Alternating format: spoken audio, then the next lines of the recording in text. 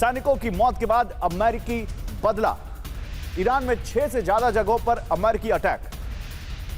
बंदर अब्बास केश द्वीप पर अमेरिका ने जबरदस्त प्रहार किए हैं। सिस्तान में भी अमेरिकी हमले से तबाही मची है। अहवाज और बुशहर में IRGC के ठिकाने अमेरिका ने नष्ट कर दिए।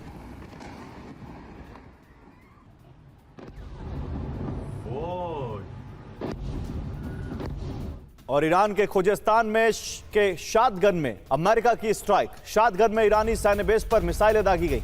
अमेरिका ने शादगन में कई मिसाइलें दागी हैं। अमेरिकी हमले में ईरानी सैन्य पोस्ट तबाह। तो देखिए, शादगन में ईरानी सैन्य बेस पर मिसाइलें दागी गई हैं। अमेरिका ने शादगन में कई मिसाइलें दागी हैं।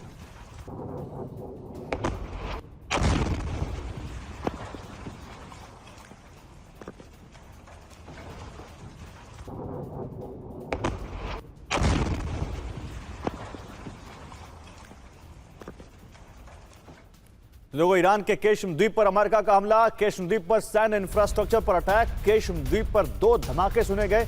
ईरानी मीडिया ने केशम पर हमले की पुष्टि की है।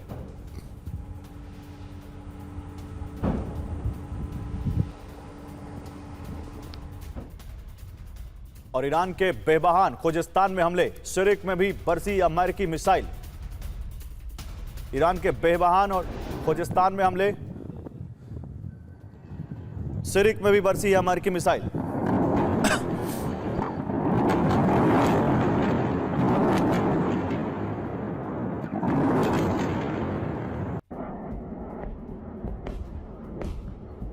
तो अब सबसे पहले आपको बताते हैं अमेरिका का बारूदी हमला। युद्ध अगर लंबा हुआ तो फिर आगे क्या होगा? ऐसा क्यों कहा जा रहा है? ये समझते हैं कि युद्ध लंबा चलेगा। पहला, 8वीं रात लगातार अमेरिकी हमले हुए हैं, जिससे पता चलता है कि अमेरिका के मंसूबे और अमेरिका के तेवर अब बिल्कुल हल्के नहीं, और वो ईरान पर और तेजी से हमले कर रहा है। नंबर 2, होर्मुज़गान प्रांत पर बड़े अमेरिकी अटैक हुए हैं। नंबर 3, बंदर अब्बास और केशम द्वीप में तबाही मची है। नंबर 4, सिस्तान में भी अमेरिकी हमले से विध्वंस हुआ है। नंबर 5, मिसाइल, ड्रोन बेस और एयर डिफेंस सिस्टम ईरान का अमेरिका ने तबाह कर दिया है। हमले की वजह क्या है? 17 जुलाई को जॉर्डन में अमेरिकी बेस पर ईरान ने अटैक किया, और इस पर अटैक जब किया अमेरिकी बेस पर, तो उसमें 2 अमेरिकी सैनिकों की मौत हो गई। बारूदी पलटवार कर अमेरिका अब बदला ले रहा है, क्योंकि अमेरिका को बहुत खला है अपने सैनिकों की मौत। लंबी चल सकती है अमेरिका और ईरान की जंग, कहा जा रहा है। बदले में ईरान भी अमेरिकी बेस पर अटैक कर रहा है, जब अमेरिका ने अपने अटैक बढ़ा दिए। अब सवाल यहां पर यही है कि ये अब इसकी इंटेंसिटी तो बढ़ रही है, लेकिन जनरल अस्थाना, आप कैसे देखते हैं इसको? आपका मानना है कि ये वही केवल नैरेटिव ज्यादा है, एक दूसरे पर मतलब लिप सर्विस ज्यादा है, या जो आप लगता है कि नहीं, ये जो पहला जो अटैक था 40 दिनों का, या पहली जो वॉर थी, उससे अब कहीं ज्यादा इस बार देखने को मिलेगा? क्योंकि इस बार अमेरिका ने अपने कुछ सैनिक खोए हैं 17 जुलाई को, पहले भी खोए, लेकिन इस बार ज्यादा गुस्सा दिख रहा है। देखिए, अमेरिका को अभी सैनिक खोने का गम ज्यादा होगा, क्योंकि जब ये ऐसे लड़ाई होती है, मैं थोड़ा सा इसमें 2 मिनट समझाना चाहूंगा कि लड़ाई शुरू की अमेरिका और इजराइल ने, और उस समय स्ट्रेट ऑफ हॉर्मुज खुला हुआ था। अगर ये सिचुएशन है, ईरान लड़ रहा है एग्जिस्टेंस की लड़ाई। जब एक देश एग्जिस्टेंस के लिए लड़ाई लड़ता है, सर्वाइवल के लिए लड़ाई लड़ता है, उसमें कैजुअलिटी सहने की ताकत ज्यादा होती है।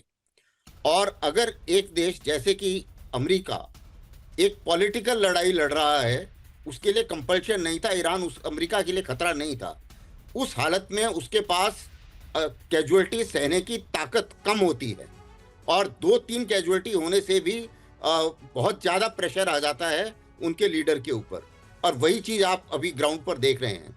लेकिन जितना वो अटैक कर रहे हैं, ये सारे के सारे स्टैंड ऑफ अटैक हैं। स्टैंड ऑफ अटैक से क्या होगा? ईरान की बर्बादी होगी, कोई शक नहीं है इसमें, कैजुअलिटीज भी होंगी, इंफ्रास्ट्रक्चर बर्बाद होगा जी। लेकिन ईरान घुटने नहीं टेकेगा। और ईरान जिस किस्म से लड़ रहा है, वो एक एसिमेट्रिक वॉर है। उस वॉर में अगर अभी तो सिर्फ इनके 2 आदमी मरे हैं, अगर ईरान का कोई भी ऐसा ऑपरेशन सक्सेसफुल हो जाता है जिसमें 2-3 प्रिजनर ऑफ वॉर अगर अमेरिकी मिल जाते हैं ईरान को, उसके बाद में आप देखिएगा अमेरिका के ऊपर इतना प्रेशर बढ़ जाएगा कि बहुत मुश्किल हो जाएगी अमेरिका के लिए। तो इसमें कोई शक नहीं है कि अभी क्योंकि ईरान ने भी बोल दिया है कि अभी जो MOU है उसके ऊपर तो हम कोई भरोसा नहीं करेंगे। तो मेरा अपना मानना है कि कुछ दिन के लिए अभी ये बढ़ेगी जो इंटेंसिटी है। अच्छा। और जो एस्केलेशन। निनाद, आपका भी ये मानना है, जो जनरल थे। अस्थाना का मानना है कि इंटेंसिटी बढ़ेगी, और इंटेंसिटी बढ़ेगी तो फिर कहां जाकर रुकेगा इस बार का अटैक?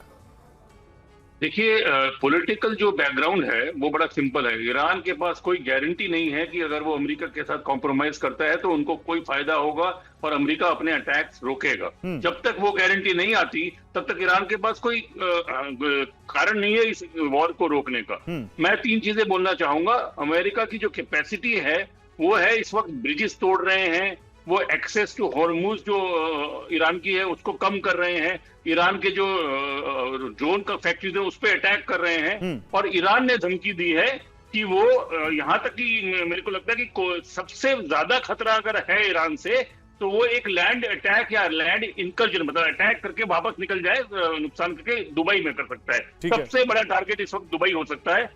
ईरान के पास एक बड़ी इंटरेस्टिंग बात है कि जैसे जैसे उनकी क्षमता कम हुई है मिसाइल की, उनकी मिसाइल की एक्यूरेसी बढ़ी है।